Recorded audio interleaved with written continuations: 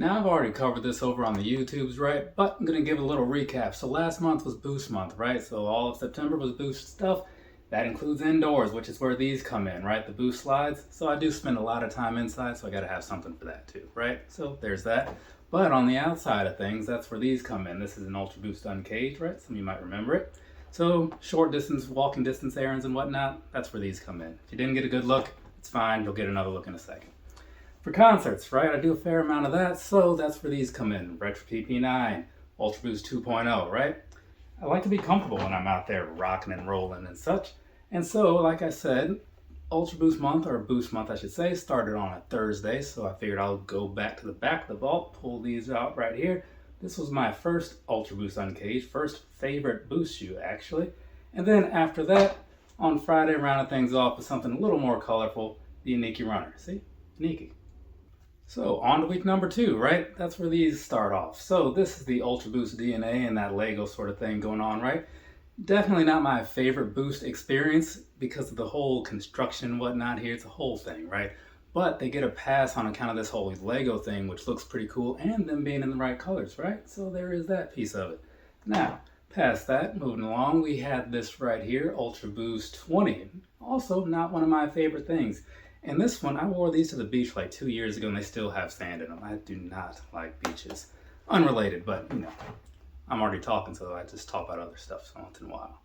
These right here, right, I have not pulled out these clay 350s in, it's been a couple years, right? So I figured let's go ahead and do that, right? Why not? So I did. And then I finished things off for the week with this right here. This is the Ultra Boost DNA 1.0 in the aqua colorway, kind of like those ZX8000s. Remember those? For the next week, I decided let's do like significant shoes, right? Not just like stuff that I like. So I did a whole YouTube live thing. There's some timestamps in there. If you want the backstories on that significance, scroll through for week number 3 in the timestamps.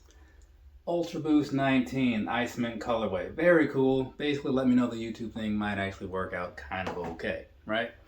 Moving along, we have this right here, Ultra Boost 3.0 multicolor. This one learned a valuable lesson about going to stores early and waiting in lines, right? Up next, we have the Aniki Runner. This one certainly had a huge play in how some of my videos are structured, or at least like the majority of them, right? So there's that. And over here we have this. It's my first ever Ultra Boost shoe. It's a 2.0, right? Core black. I missed the 1.0 era initially. I did circle back around though. And then we wrap things up, which was actually the 6-year anniversary of my first Boost shoe, the Japanese Fireworks. Week number 4 was a bit of a short one because it's been like a huge chunk of it running around in Iowa and whatnot, so I only took these right here with me. This is the ZX 5K Boost, right? Which is definitely like one of my new favorite things. They don't have a whole lot of colors out there, but like it's kind of hard to beat from an overall perspective, right? I'll cover back around on these or whatever later because I do plan to get another pair, but just know good things are coming with these. Moving along. So some of you might remember these, right? It was a short-lived thing back in 2018, the EQT 9118, right? So this right here is super comfortable, like all around. Like everything about this thing is like really nice, except for the whole thing about where it's scarce and you can't find a lot of colors for it. So otherwise though, good stuff. That continues with these right here. May not be a look for everybody, these here Climacool CC2s, right? But they do exactly what they're supposed to do, which is keep your feet cool, right? So you can't argue with that. Week number 5, no themes or trends or whatever, just a bunch of stuff that I felt like pulling out. So Ultra Boost 21, you got the 424, you got the AFC, right? I don't know what any of that stuff is, but I know that I like this color combination. So there we go. Moving along, I pulled out an Ultra Boost 22 because that made sense. It's the magic gray colorway, right? If you're looking for differences, not a whole lot of them, but there's a whole review that I did about it if you want to see them up close. Speaking of, get a good look at these up close and then buy them because they are pretty fantastic. The Retro E5, definitely something I suggest, right? Probably my favorite Boost thing of the last like while, right?